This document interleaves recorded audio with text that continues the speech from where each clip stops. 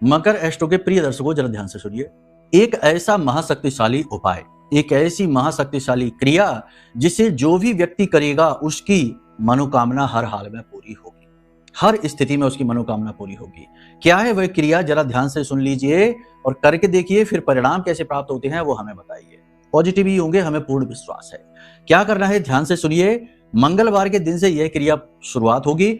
हनुमान जी से जुड़ी हुई यह क्रिया है। हनुमान जी को मनसा पूर्ण भी कहा जाता है। हर एक मनसा को पूर्ण करते हैं और आपके जीवन से दुखों का नाश करते हैं।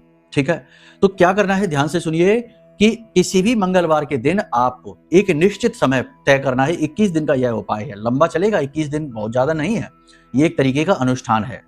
तो आपको क्या करना है कि किसी भी मंगलवार के दिन मंदिर पहुंचना है हनुमान जी के, और उनके सामने हाथ में जल लेना है, चावल लेने हैं, पुष्प लेना है, अपना नाम कुल गोत्र बताना है और हनुमान जी के सामने संकल्प लेना है कि हे बजरंगबली, हम अमुक इच्छा की पूर्ति हेतु यह 21 दिन का अनुष्ठान करने जा रहे हैं, आप हमारी इच्छा मनोकामना पूरी करिए। तो उसके बाद जल जमीन पर छोड़ दीजिए, ये आपने संकल्प ले लिया है।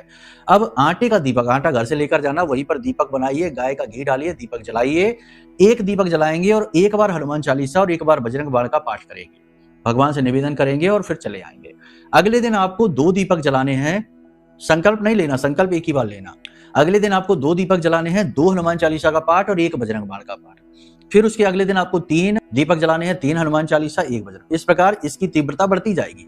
11वें दिन 11 दीपक, 11 हनुमान चालीसा, 1 बजरंग बाण।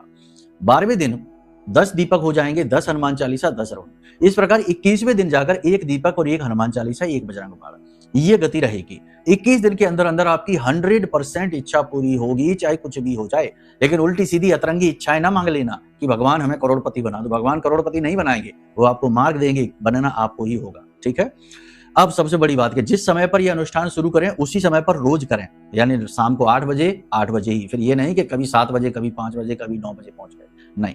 और इसे खंडित ना होने दें किसी भी हालत में। इन सब के साथ साथ अगर आपको सोने पे सुहागा चाहिए तो अपनी कुंडली का भी आकलन करा लो, ये सर्वश्रेष्ठ निर्णय होगा।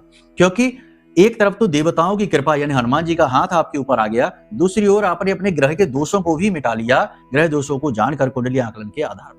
फिर तो दुनिया की कोई ताकत आपको रोक ही नहीं सकती है मुसीबतों से बाहर निकलने में और सुखों को प्राप्त करने में। ठीक है, करके देखिए इन कार्यों को, फिर बताइए कैसे परिणाम प्राप्त हुए। जय माई की।